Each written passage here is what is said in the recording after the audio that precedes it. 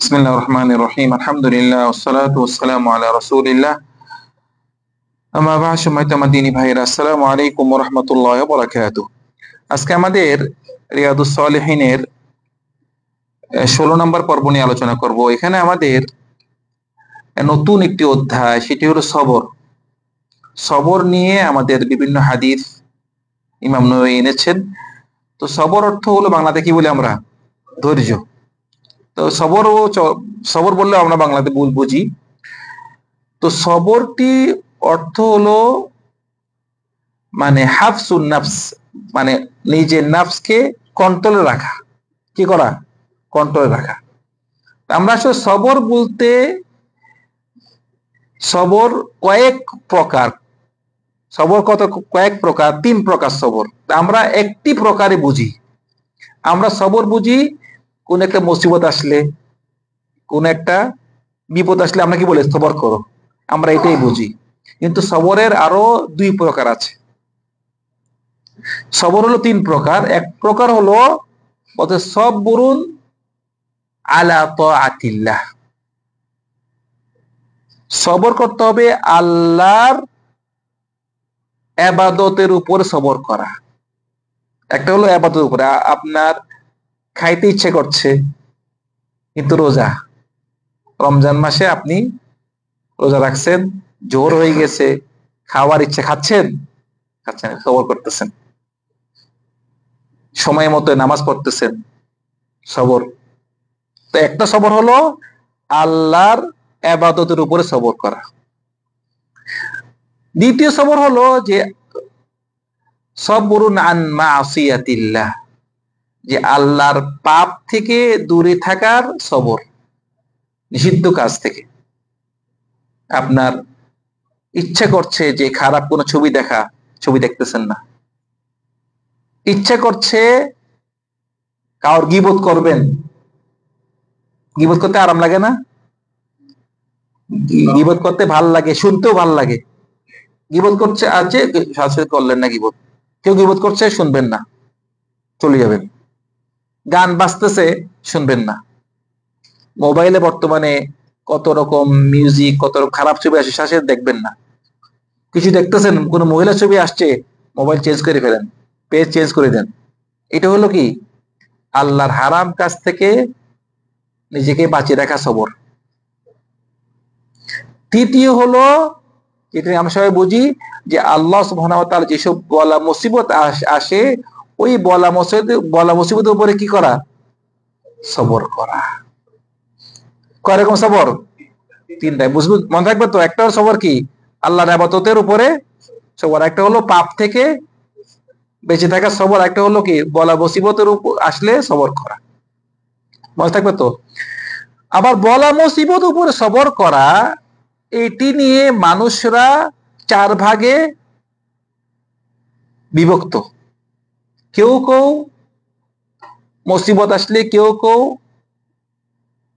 সবর করে না। কেউ কেউ সখত, মানে এই মুসিবতের উপরে সে থাকে, কি বলে এটাকে, রাজি থাকে না, সখত করে, মানে সে এইটা এই মুসিবতটা পছন্দ করে না। তো কেউ কেউ অপছন্দ করা, কেউ কেউ অন্তর দিয়ে করে না, কেউ কেউ মুখ দিয়ে করে না, কেউ কেউ অঙ্গ প্রত্যঙ্গ দিয়ে। মানে কেউ কেউ এমন আছে, তার কাছে একটা মুসিবত আসলো, সে অন্তরে খুবই রাগ, কেন এটা হলো আমার, আল্লাহ আমার উপরে জুলুম করছে, এভাবে সে অন্তরে কি আনা, এটা হলো হারাম। অথবা মুখে মুখে বিভিন্ন গালিগালাজ করলো, কেন আমার উপরে এটা হলো, কেন হইলো, কেন হলো। অথবা গায়ের মধ্যে মারলো, দেখেন না অনেক ভাইয়া নিজের গায়ে নিজেকে মারে, অথবা ঘরের জিনিসপত্র ভাঙিয়ে ফেলে। এটা হলো, যদি বলা মুসিবত আসে, যদি এ ধরনের কাজ করে, সে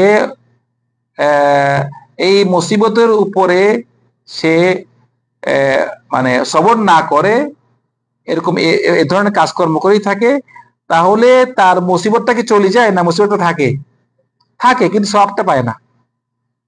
সওয়াবটা পায় না। মানে এখন হাঁটতেছেন আপনি, ঠাস করে আপনার পা একখানে বাড়ি খাইলো,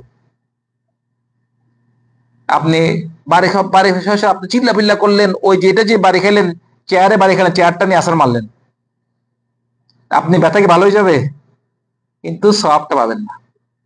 তো এক ধরনের ব্যক্তি তারা কি মানে যে মুসিবতটা আসে সবর করে না, তারা সওয়াবটা পায় না। আরেক ধরনের ব্যক্তি তারা সবর করে যা মুসিবত আসে সবর করে, তারা সওয়াব পায়। কিন্তু তারা এখনো আরো উপরে ওঠার সুযোগ আছে।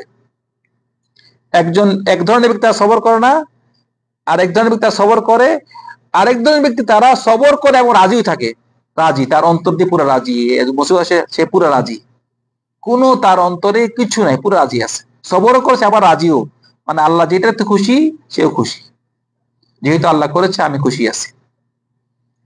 তার ছেলে হয়েছে মারা গিয়েছে, বলছে যেহেতু আল্লাহ নিয়ে গিয়েছে আমি রাজি আছি। সবচেয়ে উন্নত, সবচেয়ে উপরে হলো যারা নাকি আল্লাহ শুকর আদায় করে, আবার আলহামদুলিল্লাহ বলে। মানে এখন একজন ব্যক্তির যেমন ধরেন গাড়ি অ্যাক্সিডেন্ট হয়েছে, তো একজন ব্যক্তি সে গাড়ি যেহেতু অ্যাক্সিডেন্ট হয়েছে সে খুব রাগ, গালিগালাজ করলো, এই ব্যক্তি হারাম কাজ করলো, এই গালিগালাজ করলো, সওয়াব পাইল না। আরেকজন ব্যক্তি সে অ্যাক্সিডেন্ট হয়েছে, সে সবর করেছে, কিছু বলে না, সবর করেছে, সে সব পাবে। কিন্তু এর উপরে হলো আরেকজন ব্যক্তি, সে বললো যেহেতু অ্যাক্সিডেন্ট হয়েছে, আল্লাহ তাকদিরে ছিল আমি রাজি আছি, কোনো সমস্যা নাই, এটাও ঠিক আছে, সওয়াব পাবে। কিন্তু সবচেয়ে উপরে হলো অ্যাক্সিডেন্ট হয়েছে, আপনি আলহামদুলিল্লাহ, আল্লাহ শুকর আদায় করতেছি, আল্লাহ অ্যাক্সিডেন্ট দিয়েছে, আমি আল্লাহ শুকর আদায় করছি, আপনি আর আল্লাহ শুকর আদায় করলেন, এটা কি সবচেয়ে উত্তম? এটাই সবাই পারে না। যেভাবে নাকি একজন ব্যক্তি তার মুসিবত এসেছে, অথবা তার একজন ছেলে মারা গিয়েছে, এবং মানে তার ছেলে মারা গেছে কখন, তার পায়ে অসুখ হয়েছে, তখন ডাক্তাররা সিদ্ধান্ত নিয়েছে তার পা কেটে ফেলবে। পা কেটে ফেলেছে, যখন পা কেটে ফেলেছে সে বেহুশ থেকে উঠছে, তখন বলতেছে আপনার ছেলে একটা মারা গিয়েছে। তখন সে বলছে আলহামদুলিল্লাহ, হে আল্লাহ আলহামদুলিল্লাহ, তুমি আমাকে দুইটা পা দিয়েছো, একটি পা নিয়ে গিয়েছো, আলহামদুলিল্লাহ আল্লাহ, তুমি আমাকে তিনটা না চারটা ছেলে দিয়েছো, একটা নিয়ে গিয়েছো। আল্লাহ সুবহানাহু ওয়া তাআলা বলতেছে সাহাবাদেরকে, ওই ব্যক্তিকে তোমরা এমন একটি বাড়ি বানাও, ওই বাড়ির নাম দাও বাইতুল হামদ, মানে সে আল্লাহ শুকর আদায় করেছে। তো মোটামুটি সবচেয়ে উপরে কে, যে নাকি মুসিবত আসলে আল্লাহ শুকর আদায় করে, তারপরে হলো যে নাকি রাজি থাকে, তারপরে যে নাকি সবর করে, একদম যেটা নিম্নে, যেটা নাকি হারাম, যে নাকি রাজি না থাকা, গালিগালাজ করা, এটা হলো হারাম। তো এখানে সবর নিয়ে অনেকগুলো আয়াত আমাদের ইমাম নবী এনেছেন।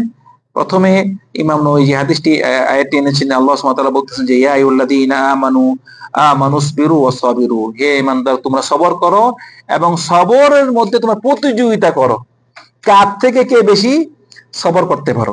আর এখানে বলতেছেন যে ওয়ালা নাবলুয়ান্নাকুম বিশাইইম মিনাল খাউফি ওয়াল জুই ওয়া নাকসিম মিনাল আমওয়ালি ওয়াল আনফুসি ওয়াস সামারাত ওয়া বাশশিস সাবিরিন, আমি তোমাদেরকে পরীক্ষা করব যে ভয় দেখিয়ে এবং ভয়ে এবং ক্ষুধা, ভয় দিয়ে এবং ক্ষুধা দিয়ে, এবং তোমাদের ধন সম্পদ এবং তোমাদের বিভিন্ন তোমাদের কাছের নিকটবর্তী লোকদের কে আমি নিয়ে গিয়ে তোমাদের ধন সম্পদকে কমিয়ে দিয়ে এবং তোমাদের ফল ফল শাক মানে কমিয়ে দিয়ে তোমাদের পরীক্ষা করব, তোমরা সবর করলে তোমাদের মানে আল্লাহ সুবহানাহু বলতেছেন অবশ্যই সাবিন, যারা সবর করে তাদেরকে তুমি মানে সুসংবাদ দাও।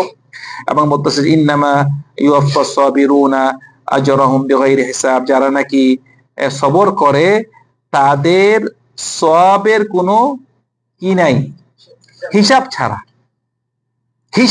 সওয়াব। মানে ইসলাম ধর্মে দেখবেন যে বিভিন্ন ইবাদতে সওয়াব নির্ধারিত করে, এই সওয়াব করলে এই ইবাদত করলে এই সওয়াব, এই ইবাদতের সওয়াব। কিন্তু সবরের বিষয় কি বলছে আল্লাহ, ইন্নামা ইউয়াফফাস সাবিরুন আজরাহুম বিগাইরি হিসাব, মানে যেই নাকি সবর করবে তাদের সওয়াব হিসাব ছাড়া, তাদের সওয়াব হিসাব ছাড়া। তো সেজন্য আমরা আরো কিছু আয়াত আছে, আরো কিছু হাদিস আছে, আমরা শুধু আজকে ভূমিকা নিয়ে কিছু সবর কিছু ভূমিকা আলোচনা করলাম। আল্লাহ সুবহানাহু ওয়া তাআলা আমাদের সবাইকে এই সবর করার তৌফিক দান করুন। এবং সবর নিয়ে এত সুন্দর সুন্দর হাদিস আছে, এত যে সওয়াব রাখা হয়েছে, আমরা ইনশাআল্লাহ এগুলো জানবো এবং আমরা আমল করার তৌফিক দান করবো। ওয়া সাল্লাল্লাহু আলা সাইয়্যিদিনা মুহাম্মদ ওয়া আলা আলিহি ওয়া সাহবিহি আজমাইন। আসসালামু আলাইকুম ওয়া রাহমাতুল্লাহি ওয়া বারাকাতুহু।